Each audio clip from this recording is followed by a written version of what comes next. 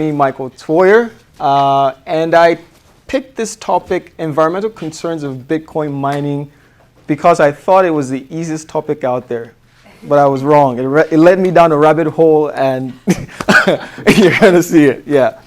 All right. Okay. So I'm a software engineer, specifically in minimally invasive surgery. I build intelligent medical devices. I integrate AI into medical devices, AI and IoT into medical devices, and make the IOR a smart integrated environment for physicians and clinical experts. I have my master's in computer science, my bachelor's in computer science as well. Previously coming to the US, I'm originally from Nigeria. I worked in the financial space. I was building digital banks, so taking traditional banks and making them fully digital, their processes and everything. Upon coming to the US, I founded a startup called Spotlight Junkie. It was a C2C marketplace for students to buy, sell, and trade stuff. So that's a little bit about me. All right. So I like starting off things with jokes, right? And that's the way to clear the air, right? And I was looking for, Bitcoin jokes, and there are actually many out there if you look, and some of them are funny. So the first, this joke is just a simple, you've heard about it. How do you fix a light bulb? So how many Bitcoin miners does it take to fix a light bulb? So I'm going to take suggestions here. One. Okay. Because there's one there. Okay, good. That's a good observation. How many? 20. 20? Okay. I didn't tell her the answer, so don't worry. How many? 100. 100? Good. Anyone else? I'll try negative 20 just for fun. I like that. Says the truth acknowledges. So it can take infinite numbers to fix a light bulb, but only one fixed the light bulb, and the remaining have to determine who gets the credit. All right, so yeah. The reason I mentioned that is because the fundamentals, the core fundamentals of Bitcoin is at proof of work. And how I got introduced into crypto, blockchain was actually true, because I'm a computer scientist, software engineer, was actually true the underlying data structure, which is called the Merkle tree, which actually validates and authenticates and prevents the whole security infrastructure for Bitcoin. That's how I came and was writing papers for my master's about Bitcoin, and it was created by Robert Merkle. You can read about it if you want to. So because of that proof of work, that's what kind of arises the whole computational power about Bitcoin, right? Bitcoin mining. It makes it expensive to mine because you have to, get energy sources, and those energy sources have to be translated into electricity. And because of that, it makes it expensive, and a lot of people, it's a very heated topic. So I'm not going to argue for or against. I'm just going to be an arbiter of truth and just bring the facts, and I'll let you have your own opinions about whether it's good or bad. All right. Okay. So why did people start adopting Bitcoin? There are two reasons why I discovered about people's adoption for Bitcoin. I'll block this. And the first is global liquidity. Bitcoin is one of those asset classes or digital asset classes that once you acquire it, you can easily transform it. You can transform it into another asset class, cash, or trade into something else that has value. The second is, the peer-to-peer network. Someone spoke about third world countries, peer-to-peer. You could be in Kazakhstan, you could be in the remote place in Nigeria, and as long as you have a Bitcoin wallet, you can trade, you can perform a transaction, and you can convert that to cold hard cash, right? It doesn't matter where you are. Because of that, Bitcoin has seen global popularity. But you would say, hey, Mike, what about other cryptocurrencies? They're out there, many. But the difference with Bitcoin and these other cryptocurrencies is that Bitcoin, unlike Ethereum, which uses Ethereum 2.0, which uses proof of stake. Now, Bitcoin actually takes a lot of computational power to actually mine, the proof of work, right? In the 2009, when it came out, you could use a CPU to mine Bitcoin. Now that's, even though you mine it for the next 300 million years, you won't be able to get even one of those, add one thing to the block. So because of that, the big players have come in, some good, some bad. Some have seen renewable energy sources and drawn towards that. Some are still using dirty energy sources and those have had some questionable pushback from the society. All right.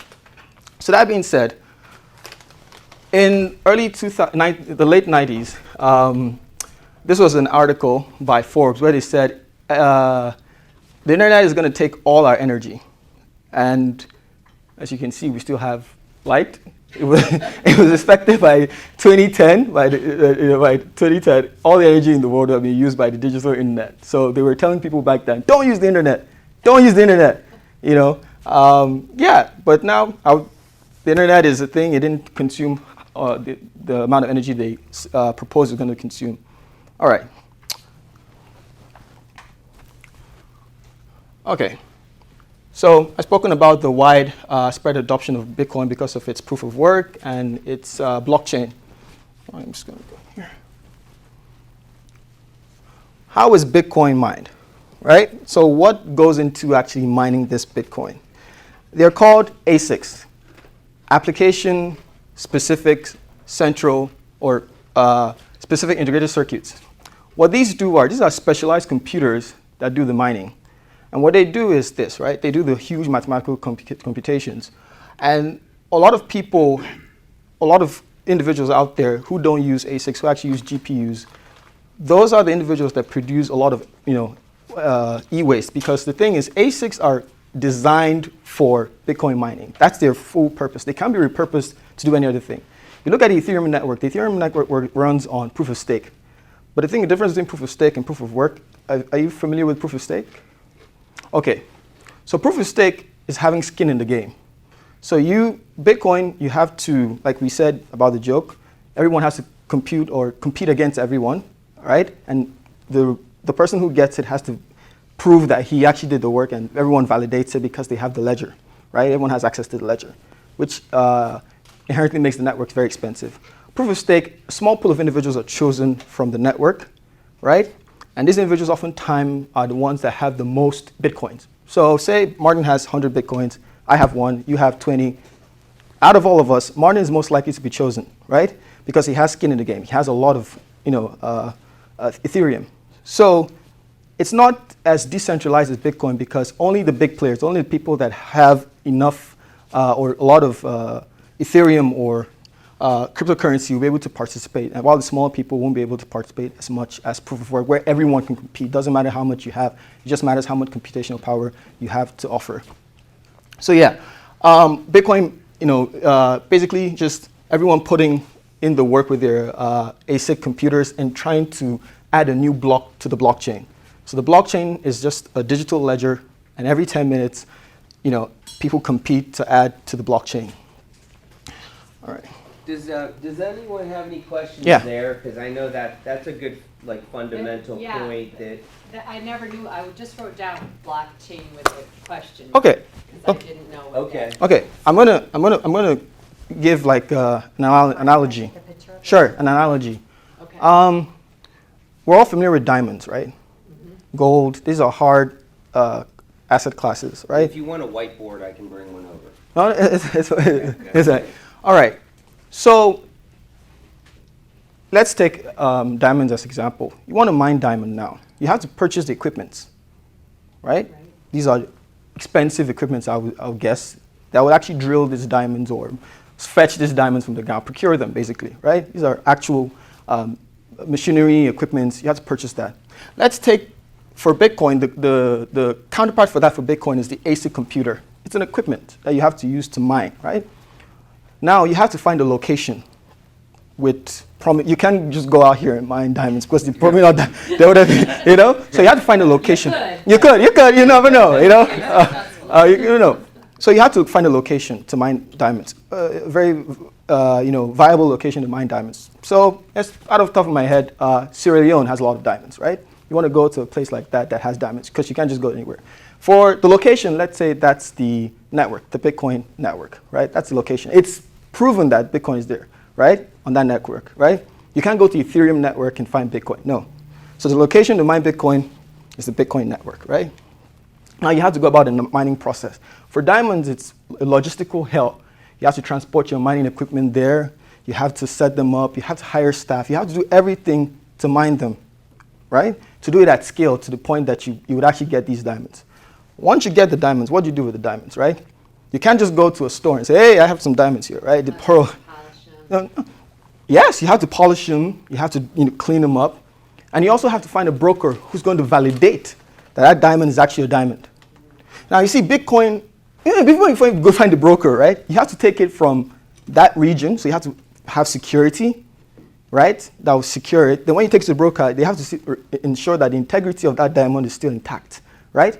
You see all this process, right? So getting the diamond from the ground to getting it to a broker, to the securing the process of getting to the broker, to actually, the broker checking it out and actually, saying, okay, this is actually a diamond, and giving you something. You still have to give him your commission from it too. Bitcoin has removed that completely. With Bitcoin, it's exactly the same thing. You're mining the Bitcoin. The network, everyone on the network is validating. They are serving as brokers and validating. That's what makes the hash rate of the network actually work. They're validating and saying that, oh, we validate because we have a proof. A ledger is just like a piece of paper, a lookup table, so to speak, that says, oh, this is proof that this person did the work, right? That this guy fixed the light bulb, right? And that's it. That's their own, participation in the mining process, right? So there's no centralized broker saying, oh, you mined it. Everyone is a broker on the Bitcoin network, right? Is that kind of clear? Yeah. All right. So, and feel free to interject, stop me whenever. Well, everyone's like a broker, but everyone has access to the transaction. Yes. So they have visibility. So this is where the banks hate it, because banks like private transactions that nobody can see but them, so they can charge their fees and control the transaction. With Bitcoin, it's all these parties or nodes, and everything's open ledger, so everybody can see what everyone else is doing. Okay. It's open. Transparent. Yeah. If you join the Bitcoin now, you'll be able to see all the transactions that have happened. So that gives it authenticity, and nothing can be altered. I spoke about the Merkle tree, right? That's how my introduction was, through that algorithmic process I came into it. The basis of it is that if any of those transactions is altered, it disrupts the whole thing breaks down. It's like Jenga? You play Jenga? Wait, Yeah. it breaks everything and everything collapses, right? That's basically the whole concept with Bitcoin. So it's a secure, so any change to that network, any slight removal, any tampering with it, so to speak, destroys it, right? That brings the authenticity about Bitcoin. All right, so let's go into a bit of the crux of the matter here. So as you can see, you have to spend money to mine Bitcoin. You have to actually put the work in to spend Bitcoin. In some regions in the US, this is about $15,000 to $20,000. And I got this from there are a lot of indexes out there that measure it. Before I even go into this, right? There's the University of Cambridge Bitcoin Energy Index. There's a Digiconomist Bitcoin Energy Index. I'm going to mention a couple of them. And there's the Bitcoin Energy Index. Why did I mention all these Bitcoin names? There are two approaches of actually measuring Bitcoin's energy consumption. There's the bottom-up approach. The bottom-up approach is basically, I'm going to switch this right. There's a bottom-up approach and there's a top-down approach. The bottom-up approach is basically saying we're going to have all these sub-problems. Like we're going to look at the individual mining, like Martin's mining operation. We're going to look at every individual mining operation within a certain region using their IP address, because you can see that on the network. And we're going to calculate against the cost of energy within that region and state, okay, this is the amount of energy they are using, or electricity they're using for that region. That's the bottom-up approach. The top-to-bottom approach is basically a divide and conquer, right? It's basically stating we're going to divide this huge problem globally and look at it from a bird's eye view, so to speak, and break it into sub-problems and find the integral part where how much energy is being used. So a lot of speculations about which is better. For this, I tried to look at the bottom up and top to bottom approach, because I wanted to give like both sides. So for this uses the bottom up approach per region. Did that make sense? I was saying bottom up, top up. Did that make sense? Okay. All right. So in the US, it costs about $15,000, $20,000 to actually mine a Bitcoin, right? Is this kind of accurate? Yeah, One I'd say Bitcoin, right? One Bitcoin. Yeah, I'd say more towards the 15 to 18 Okay. range. Okay. Yeah. Is probably where it's Yeah. at. And why that would happen, I was looking at one of your presentations, and it was I thought of it, but I didn't think it was going to be so much of a factor or a variable. If you use, say, ASICs, right, to mine, right, it's going to be cheaper for you. If you use a GPU, no matter, it's more expensive. So your hardware also contributes to that. So it's very difficult because some people have mixed matches. They have GPUs, ASICs, so you can't really say, oh, unless you're there directly at that location, to you know your numbers, you know how many you have. So it's difficult to actually give an estimate with that. So people use different mixes of processing power to do this, right? Machinery, in this case. All right. So yeah. So before I go back, all right. So in the U.S., it's pretty much quite expensive to mine. It costs about 18 to 20, like Martin said. Yeah. In China, when China has banned Bitcoin mining, but prior to them banning Bitcoin mining, this is a segue to my next slide. China was the largest had the largest Bitcoin mining operations, right?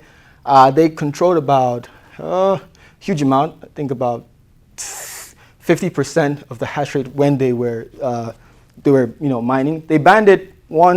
They state that it was for environmental reasons, that they want to be energy neutral by 2030, but they actually banned it because they didn't want their currency to compete with crypto. And that's why they banned it. That's why they banned it. So they banned it. So, but what did the ban do? It did some good, right? It furthermore decentralized the network, right? It allowed the network to other countries, other players to come in. When China banned, Kazakhstan came in as the second place, and the U.S. actually became the first place in terms of like mining capabilities, like how many pools of Bitcoin miners are there out there. So yeah. They banned exchanges. Yeah, they banned everything.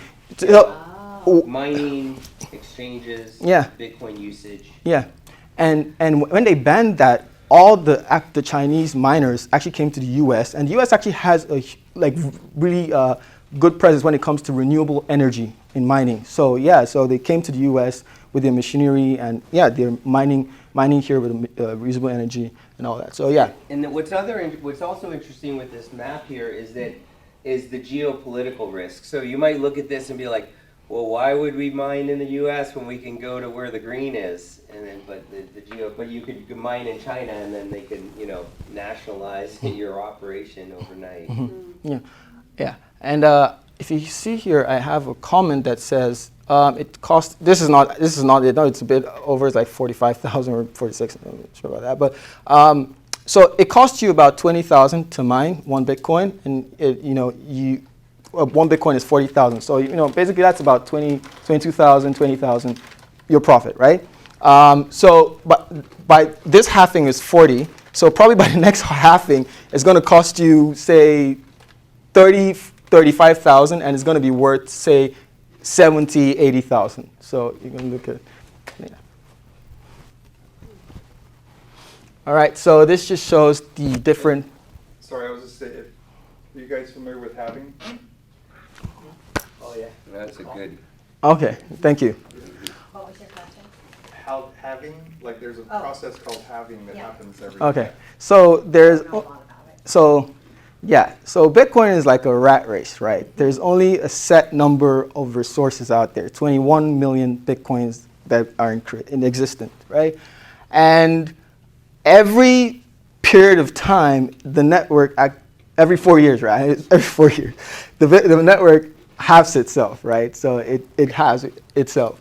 And the next halving is, so basically, so I don't want to come at it from a technical side of point of view, but the next time it halves itself, the next time the network reduces the amount of Bitcoin in existence, and it actually makes the computational, cryptographic mathematical computations more difficult. So if it halves itself, it makes it more difficult. Initially, there were a lot of Bitcoin. There were 21 million Bitcoins, right? And say I'm the only person on the network, right? It was way easier to get one Bitcoin because the computations I had to do, like the hashings, like the math I had to do was way easier, right? The more people that come to the network, the more Bitcoin is mined, every 4 years, it keeps halving itself, and it becomes more difficult to mine Bitcoin, to get Bitcoin. Right? It just keeps getting more difficult. And what is the difficulty in terms of processing power? Like your resources that you have to put in using proof of work becomes more difficult. Am I? Yeah, I would just add that that's why manufacturers are trying to increase productivity out of their miners Yeah. that they're selling. So like they're trying to have technological advancements and ways to get lower cost energy, so that way you can kind of keep up with. Yeah. this. And like you're saying, if you think about it, if there's 21 million of something, and you have 1,000 people working to get those 21 million, and then in 4 years, there's 10.5 million, but now you have 100,000 people trying to get that. Every 4 years per se, that keeps having, and the amount of people that are trying to get it keeps increasing. So you're gonna have a small amount, but you're gonna have a ton of people that want it. So that kind of creates this pressure where obviously that, if you think about it in just a basic standpoint, I mean, the price should just keep going up because there's gonna be less of it available, but there's gonna be more people that want it. Supply and demand. Right. It's like a reverse 2-to-1 stock split. My concern is that the large institutions will have the buying power compared to mom and pop, when it comes. Well, you can buy, I mean, they have the buying power, but that's just gonna push it up for everybody. I mean, you can buy, Well, but barrier to entry for people that may not want to, buy a new entry into Bitcoin because of the price. right, I guess you think, when I think about that, I think you wanna buy a $100 stock, and if it goes up 10%, it's still 10% versus buying a $2,000 stock and it goes up 10%. Like, it's still 10%. It's like, do I buy the $100 one or the $2,000 one? They both go up the same amount. So it's like the barrier of entry, it's like, even if it's $1 million of Bitcoin, I can still buy fractions of Yeah, that. fractional. Yeah. So that's how, it's like, I don't have to buy one Bitcoin, but the fractions that I keep buying, those are still gonna keep, And that's what's gonna drive it, because that's what happened with stock. Yeah. And when fractional in the ETF really helped a lot, because they were getting too expensive for one person to buy 100 shares was impossible for Right. consumers. What's interesting with the with the increase in the number of miners is that when Bitcoin topped out at 68,000 2021, a comparable miner to the miners we just bought recently went for about $12,000 to $14,000 a pop, and we procured them for about $1,528 a pop. So, but as Bitcoin starts to run up, the cost of all those miners will start going up again, along with the leverage and all the other craziness that goes with the FOMO. And so that's how all the miners get busted out, or that group that overbought gets busted out in time. Yeah. The 18,000 a coin for US, I saw that, we talked about that. That's the deal with the capturing of the gas then? That's what makes that, or is that what it costs? Yeah, so the chart is it doesn't tell the whole story because it's a state by state basis too.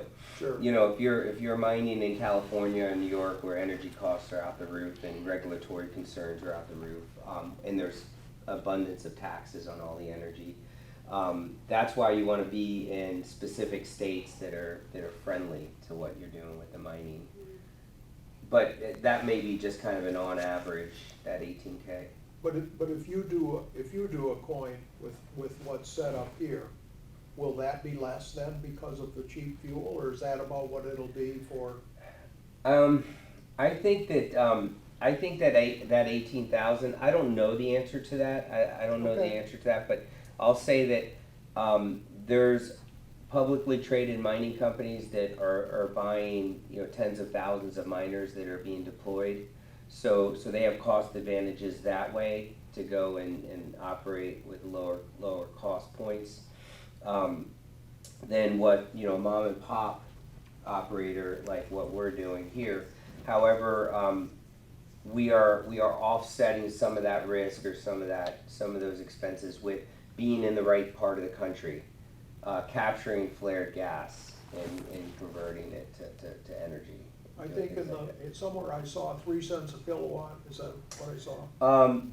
That's kind of the net cost. With in gross sense, I think it's about 4.5 cents per kilowatt. But If the you buy it average, from Florida Light, you're paying 13. oh gosh, yeah, and the average miner in this country is working off about 6.8 cents a kilowatt, something like that. So we are under Which with is the beautiful, 4.5%, yeah, which okay, is good. okay. Yeah. To Martin's point, there are some states that are more favorable when it comes to mining. Texas is one of them. Yes. Alabama.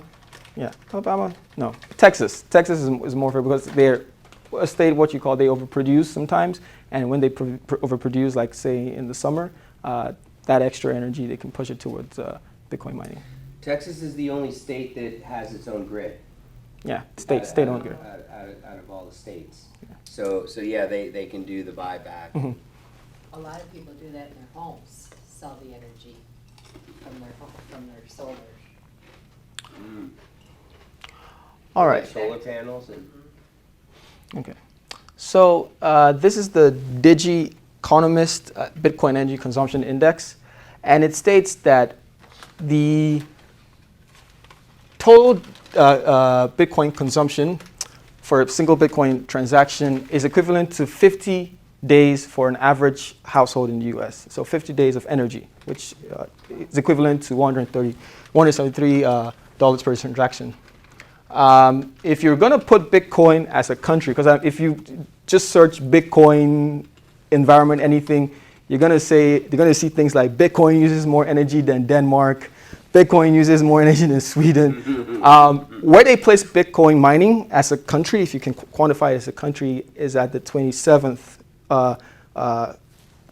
highest consumer of energy. So this is above Argentina, some actual countries. So Bitcoin uses about 173 terawatts of electricity. At its peak in 2022, Bitcoin used about 200 terawatts of electricity. Yeah.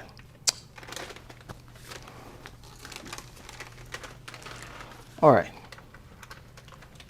Okay, I don't know if this is clear. Can you see some blues, some other colors here? Yes. Okay. All right, so no one actually, the truth is, why should you care what someone uses the electricity for? If they want to use it to mine Bitcoin, it's like at your homes. If you want to use a gas cooker to cook, no one cares. If you want to use electricity to cook, no one cares, right? So why is there so much fuss about the environmental impacts of Bitcoin mining? The reason is because of Bitcoin uses a huge amount of carbon, fossil fuel.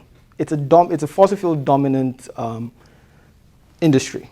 Yet there is a lot of push and a lot of initiatives that are going towards renewable energy, and we're going to talk about stranded energy and all that. But for the most part, it's carbon intensive, right? It uses a lot of fossil fuels to produce the energy needed to mine, right? This chart shows how much carbon is actually used, coal. About 40% was used in 2019. It keeps getting lower. There are a lot of initiatives out there now that are actually reducing how much carbon Bitcoin is using. Hopefully, in the near future, by the next decade, it'll be purely solar, wind, renewable energy type thing. But for now, it's a dominant coal industry. All right. So the carbon footprint of Bitcoin, like I said, it puts it at the 27th spot if it was a country. What does this mean? Let me put it into context. Bitcoin emits about 84 billion.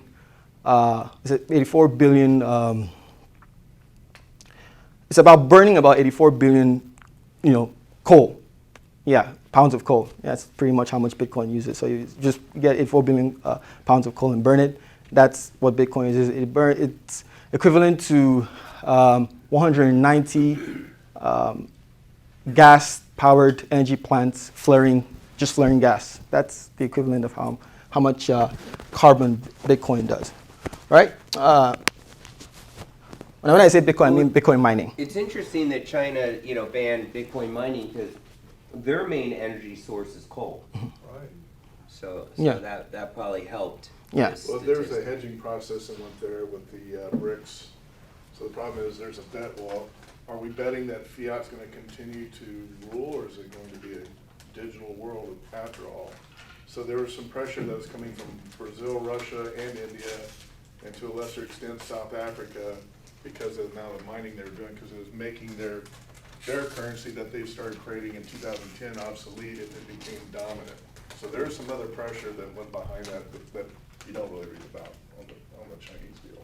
In Davos, you want to tell us about that? Give us a Well, I Davos can tell you, update. Bitcoin only uses 1% of the jet airplanes for the Davos. Yeah.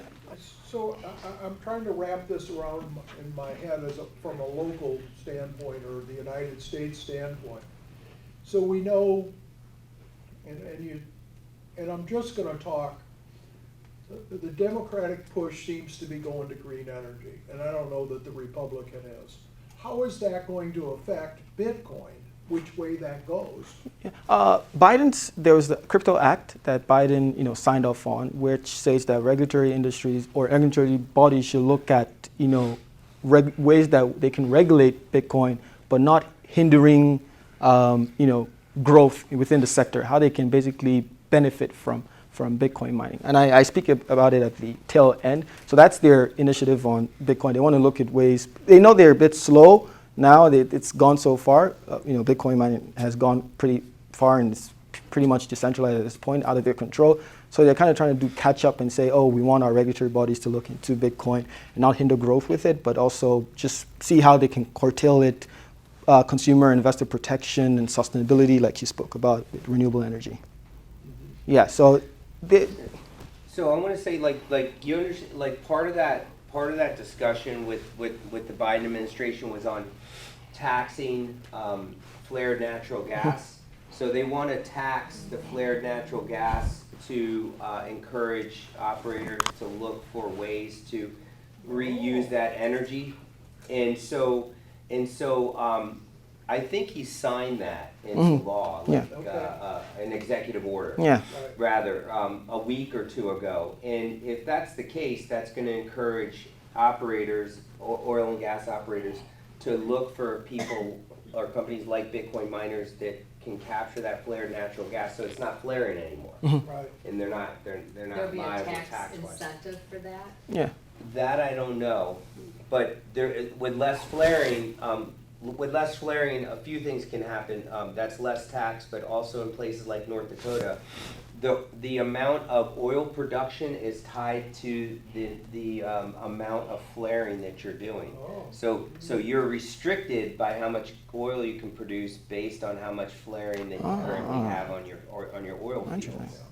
So let me ask my question in a different way. Which way would the election, and we have no idea who's running for what, but which way is beneficial to Bitcoin? And that's what I'm asking. I'd like to get Brian's opinion on that. I mean, You thought.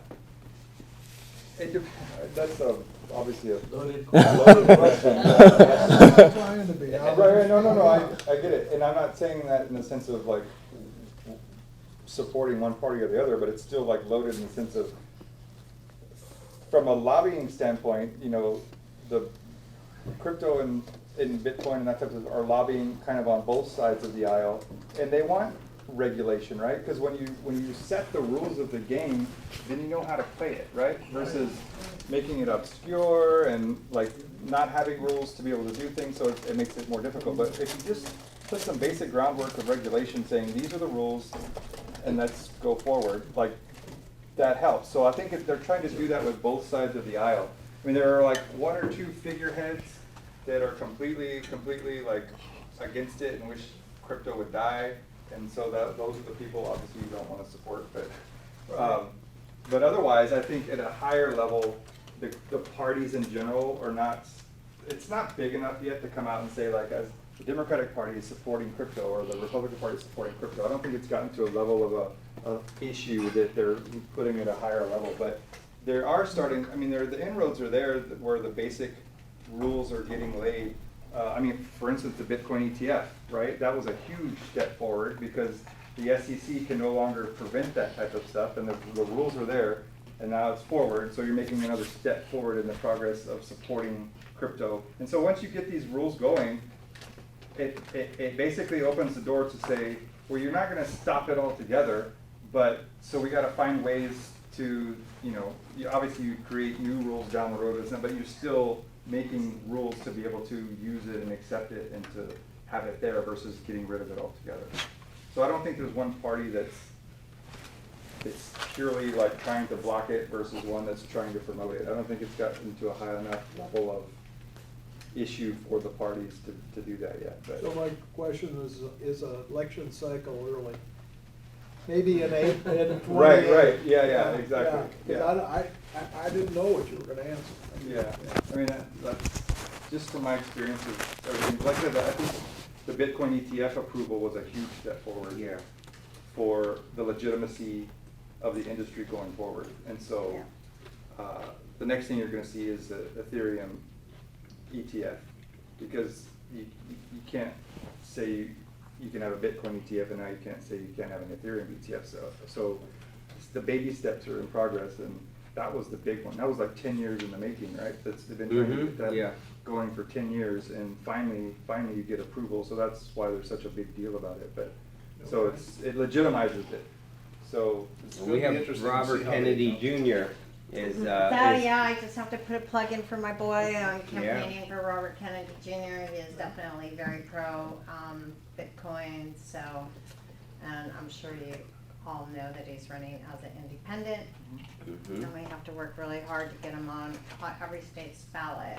So Florida's gonna be coming up before long. You'll probably see me on the street corner asking for signatures. So he spoke in the UK to 1.3 million people, and not one news organization covered it, right? It's crazy. That's the correct? news organization's job. Yeah. So he spoke at the Bitcoin conference in Miami. He's the only presidential candidate that's ever spoken at the conference, and he was the keynote speaker last year. So. Can I respond to the ETF thing? The thing about the ETF, and I created the first global fiat currency mutual fund 20 years ago almost, is that in an ETF form, like GLD and SLB and things of that nature, theoretically, they were supposedly accounting for every bar of gold for every dollar that was put into GLD, and then we busted that we basically outed them weaving zero hedge, which I was a part of in the early days. We busted them. There's no damn way that was happening, especially when SLV went from $16 up to 51, because the industrial metal / precious metal combination of SLV was impossible. They weren't mining enough.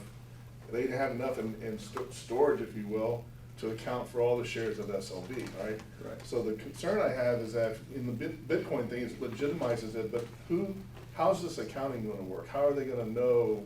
I think it's gonna be easier because there's no there's no bars of gold or, shades of silver or anything like that, but I can see how you think you might be getting something in an ETF, but it may not be backed by, by 100% of what is claimed to be in that transaction. well, that was part of the approval. They had, I don't know the exact numbers, but there was some type of, you have each, like say BlackRock, Fidelity, they had to establish a certain percentage of like liquidity that they are buying to back their ETF. So there's rules in place that they set to basically approve those. Like I said, I don't know what the numbers are, but that is there. And so interestingly, just to add to that, 4 or 5 of the top 11 ETFs that went out, the ones that are backing all that is Coinbase. So people were thinking, well, Coinbase is going to lose money because you're competing now with ETFs. Like, well, they're backstopping the majority of these large ETFs, so they're getting they're going to do well as well. But They're gonna get their version of order flows. yeah. So, I think you could ask, is there any gold in Fort Knox? right. Yeah, 1954. Similar question, It hasn't been on since '54, so who knows? Yeah. Absolutely got Good aside. for Good you, aside. sir. Yeah. So yeah. Where was I? Yeah. So to offset that, carbon emission by Bitcoin mining that we spoke about, 190 gas-fired power plants, is equivalent to planting about 3.9 billion trees. So 3.9 billion trees, the size of, say, Denmark or 7% of the Amazon rainforest. should be planted or could be planted to offset the amount of energy expulsion, carbon expulsion by Bitcoin mining. So to put into a rough perspective, how much energy does Bitcoin use? Currently in the world now, we produce about 26,000 terawatts of electricity, right?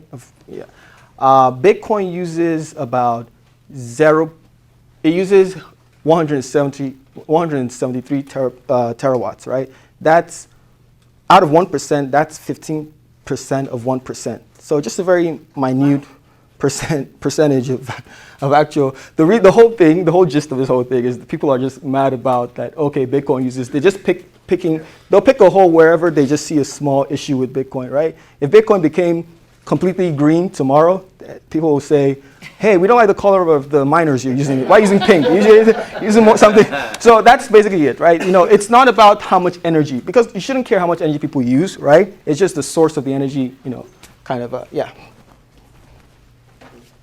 All right, so I'm just going to throw out some fun facts about Bitcoin.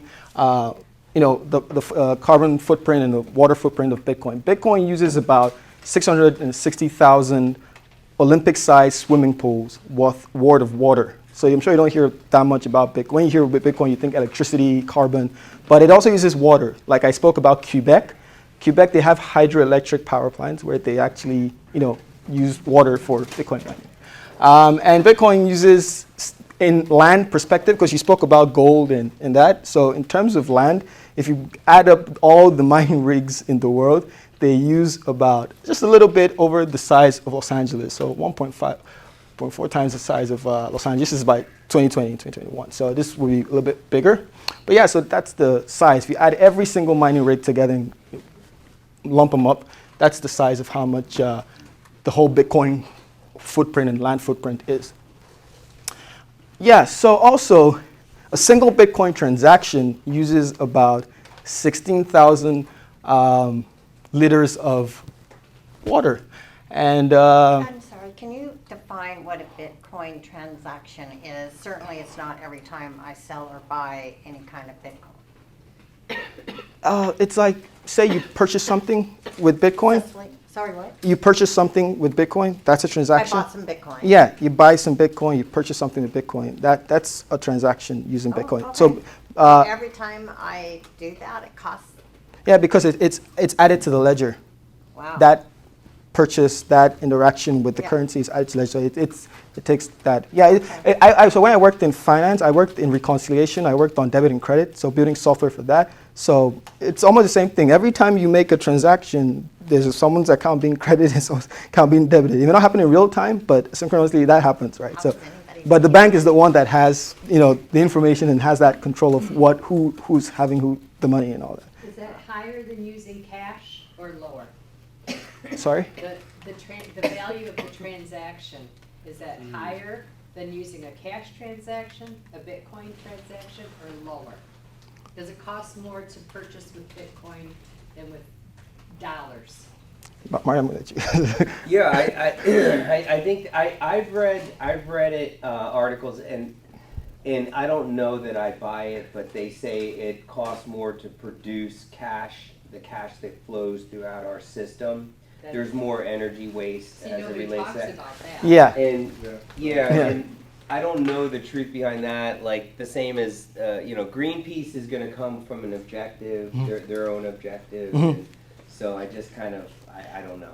Okay. They can come out the baby seal index every time. Right, you right. do something. I mean, the same with a credit card swipe. There's way more that goes on in a credit card swipe than it is a Bitcoin transaction. Yeah. Okay, but nobody said Yeah. that. Right, Yeah. Well, I wanted to answer that first, but you're right. How much actually does the financial institutions use? There's a whole back office, there are branches, those use power. So it's to quantify how much they actually use, it's ginormous. It's a lot. They use a lot of energy, right? So, but Bitcoin is being picked on because you can actually somewhat quantify how much Bitcoin uses. You can look at the ledgers, you can look at the IP addresses and say, yeah, transparent. it's transparent. The transparency is causing the whole uproar with Bitcoin. But the banks, you don't know how many, How many employees? Yeah. And it costs more to make a penny than the worth of the penny. Than the Yeah. value of the penny. So yeah. So I think the nervous energy that gives the banking industry is quite a bit. yeah. Oh, totally. Yeah, someone comes to your doorstep and said, "We don't need you anymore." I'm sure. Peer to peer now. Yeah, I mean- Good. yeah. I guess that's why Jamie Dimon hates it. Yeah, oh, you think? That's the reason why I love it. Yeah, exactly. As he's on with BlackRock, Oh, as, God. as a, what, the founder or whatever on Yeah. So we don't. Exactly. So we've spoken about like how much Bitcoin uses. So this is the global energy production, 26,730 terawatts of energy being produced in the world, like the total, just everything. Every washing machine in the US uses about 71 terawatts. So if you look at that, it just uses about half of what Bitcoin is using, so about 8% of what Bitcoin uses. Bitcoin uses about 15% of 1%, so the total washing machines in the US use about 15%,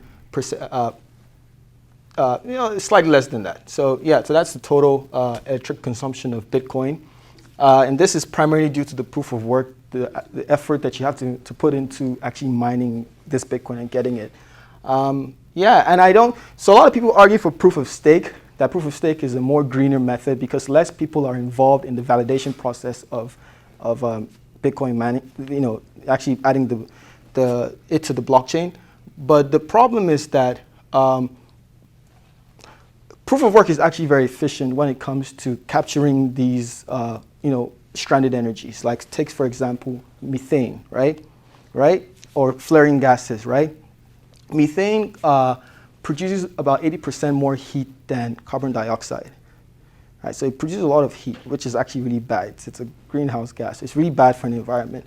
So, flexible, deployable Bitcoin containers like the ones because I mean, the values in that you need energy and resources to mine it, to produce it. Yeah.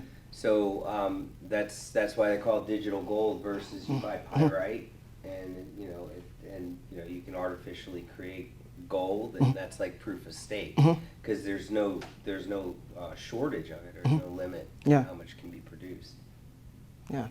I mean, if you think about it, it's actually, I get it, never here, like actually a beautiful concept that you're converting energy It's a gold. into gold. Like, Yeah. like you're literally, I mean, that's such a raw, like awesome process. It's like you're not just writing it down, like proof of stake, it's like you've got these stakers, they're not really, they're not converting like raw energy into the, like, so it's like this thing that we're creating with Bitcoin, and it's like as far as transactions, everything about it, it's like you're using energy then to do all this good that's coming out of it. That's another thing people don't think about, right? It's like, yes, something may use energy, but what are we getting out of it?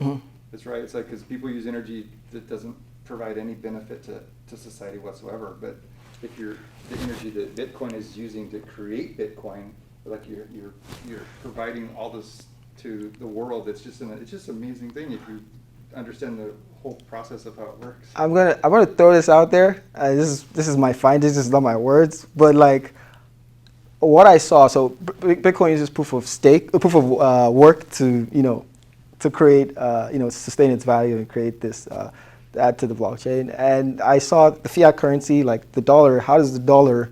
What is the proof of work for dollar? It's proof of war. So to sustain the dollar's value. So that's what I saw. Yeah.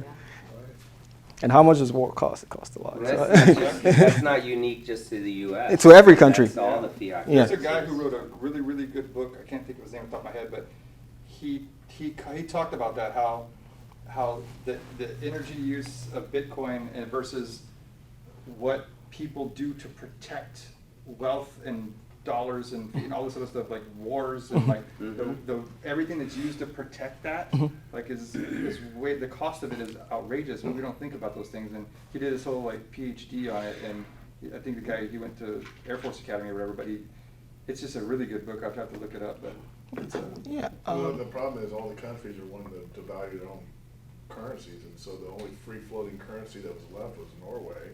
yeah. We shut down the fund. Didn't make any damn sense. And, you could at least find trends. You could do correlation arbitrage or something like that with the currencies. But once the government stepped in and started tinkering with their own currencies, forget it.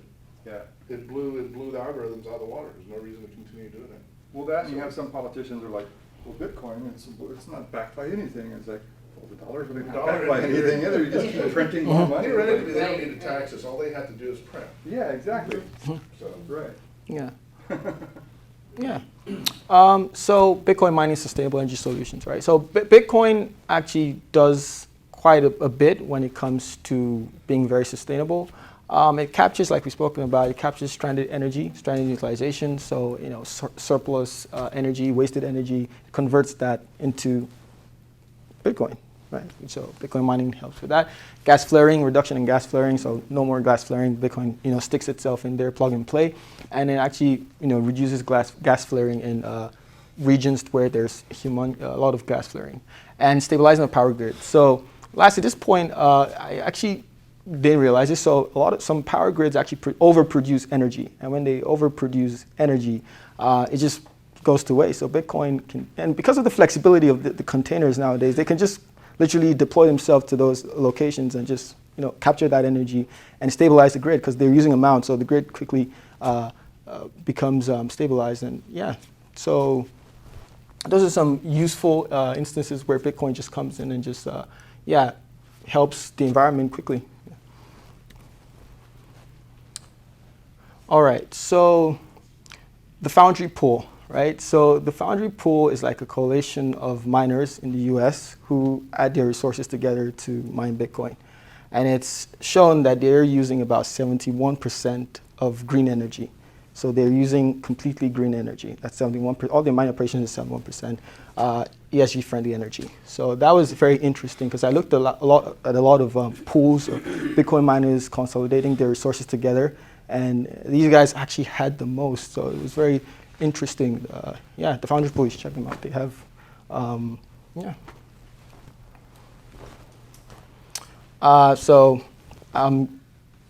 this is the executive order that you spoke about, and so it's the 14067 order by Joe Biden, where I was talking more on the environmental aspects of things and sustainability. But yeah, they've you've covered every point of this order and what it does.